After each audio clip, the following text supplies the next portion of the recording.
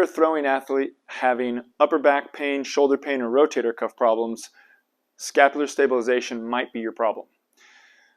It's critical to get all the scapula muscles coordinated as well as endurance strong, because basically if you don't have a strong stabilization in your scapula, your rotator cuff won't work as well. So you can do all the rotator cuff strengthening you want, but it'll stay relatively injured or cause impingement and a few other problems if your stabilizers aren't doing their job.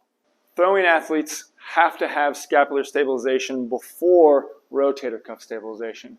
So these next 3 exercises are critical for making you have a solid scapula as well as rotator cuff, posterior rotator cuff strength.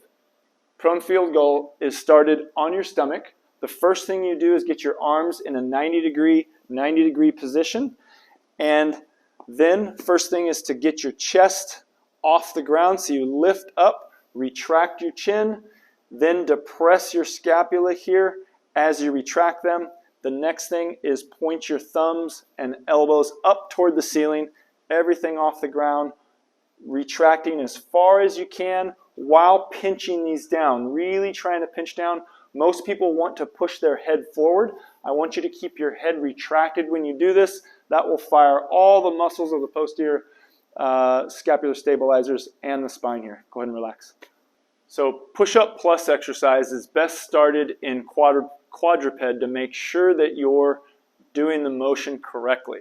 So from this position here, without much load on the shoulders, what you would do is pinch your shoulder blades together such that they approximate, they come together, and then you would pinch them down. So try to pull them down your spine there, like you're pinching a pencil low in your back, not high. So just like that, and then you would push your palms away. So even further, yep, without rounding the spine. So yes, exactly, we see that a lot, and that's not what we want. We want to keep a neutral spine, and when he pushes his palms away, you can see the scapula slide away. That's exactly what we want.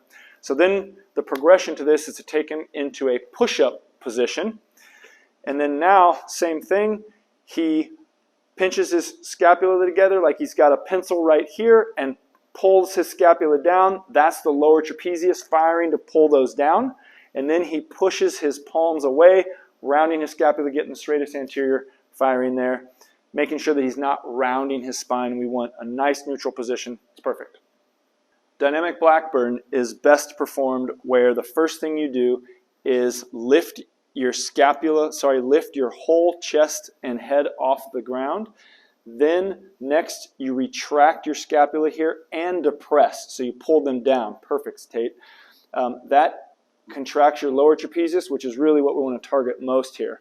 The next thing you do is externally rotate. So you get your thumbs pointed toward the ceiling. Then from there, you slowly raise them up, keeping all of this down and your chest off the ground there to about 120 degrees. At that point there, I want you to bring your thumbs up toward the ceiling. That will stimulate your lower trapezius even more. Then once you've held that for about 8 seconds, then you slowly bring them down, all the time retracting your scapula, making sure that you're keeping those tight. So those are 3 great exercises for stabilizing your scapula.